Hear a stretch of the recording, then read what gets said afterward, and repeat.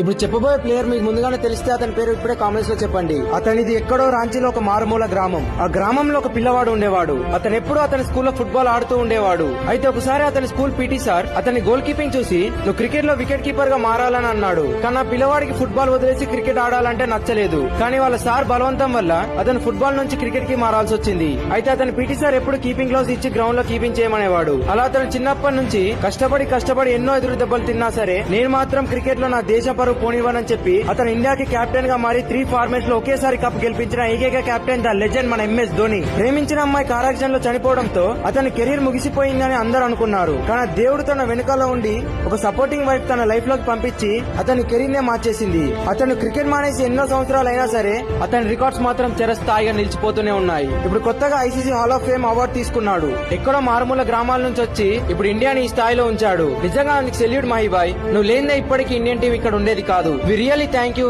As a Indian and we love you. మీరు నిజమైన MS Dhoni Indian fan అయితే మన పేరు ఇప్పుడే ఫాలో చేసుకుని ఈ వీడియోని మీ ఫ్రెండ్స్ కి షేర్ చేయండి. అదే కామెంట్స్ లో ఎంఎస్ ధోని ఇండియన్ ఫ్యాన్ ని కామెంట్ చేయండి మావా. మీకు దేశభక్తి ఎంఎస్ ధోని మీద ప్రేమ ఎంత ఉందో అని.